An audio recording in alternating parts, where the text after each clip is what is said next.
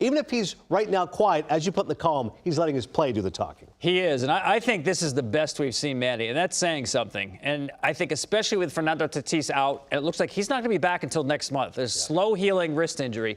So a lot of pressure on Manny, and I think that's why he doesn't want to be doing interviews and things like that. He's in a very good spot right now. And again, I said he's playing some of the best ball of his career, leads the major leagues in WAR, and his base running has been terrific. This is a guy who leads or is fifth in the National League and taking the extra base without, by the way, making any outs in the bases. Let's talk about what he does here. I just watch him take pitches on balance all the time. This is his first time up against Chris Bassett. Two-strike pitch. He knows that's the ball. He got rung up by Malachi Moore.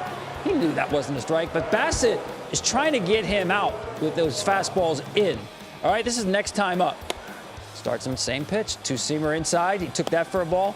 That's a ball and called correctly. Now he's going to show him the slider, but I want to see Manny's front hip and where his foot lands. To me, he's telling me he's looking for that ball in. You see the way he opened up, and that's when he gets the next pitch. Got that same pitch there. It was wait, pounce. And here he is, cutter against the go stick, takes that for a ball. He's going to come back with the same pitch on balance. That's the way you want to hit a baseball. Just square it up, dead central.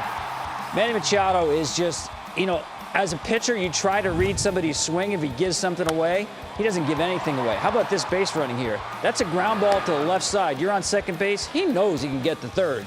So Manny's doing everything right. We know the defense has always been superlative here, but his base running here, I talked about him going the extra base. He's been doing this all year. 64% of the time, Manny's been taking the extra base this year. Fifth in the National League. And again, he's making good decisions because he hasn't been thrown out on the bases. I mean, what more can he do? I mean, listen, those other guys you expect to be there, right? The Chisholms, the Baders, the Evans, those are speed guys. Leadoffs. Right. Manny's an MVP candidate. Not that he's not fast, but I wouldn't call him a speed guy. He's certainly not a leadoff guy. When you've got a guy who's got, that kind of power, hitting well over 300, and he's running the bases like that without Tatis. So, I look at him, and I said better than ever. That's saying a lot. He's only now 6 hits away from 1,500 in his career. Like, 1,500? Well, he's not yet 30 years old. He will become only the 17th player to get halfway to 3,000 and halfway to 500 home runs before age 30. I mean, look at this. This is what I call the Hall of Fame highway, folks.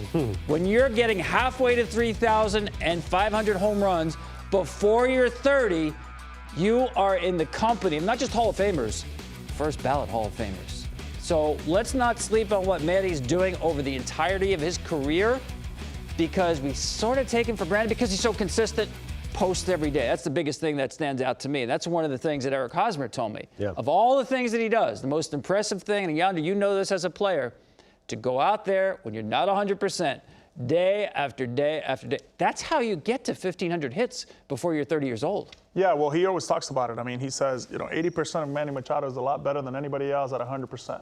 That's literally what he says. He's right. But I think a lot for him this year, I mean, we can go on and on and on about what has changed for him, but it's his demeanor, his way he goes about his business every single day. And, a lot was said about when Tatis was missing in spring training, right? We knew he was going to be gone for a long time. And we necessarily didn't talk so much about that situation, right? It was just like, hey, he's going to be gone. It's his time to kind of step up. And I think it's his time for the city of San Diego, and I think everybody in general can say, hey, this is the reason why we brought you here. This is the reason why things are going on. When everything's kind of on fire, Manny Machado's there to put it out, right? And nobody's really talking about that in the sense of how much credit you got to give this guy. Because, look, a lot of people may not know this, but actually Manny Machado was the reason he pushed Tatis to be in the big leagues that year. Maybe they weren't so ready for him to be in the big leagues that year, but Manny was like, no, we need this guy to win. Right now, without Tatis not being there, they haven't missed a beat. And I'll tell you what, man, they're pitching. Yeah. They're playing really good baseball. The mojo is back. When Tatis gets back, it's going to be like signing a whole nother free agent.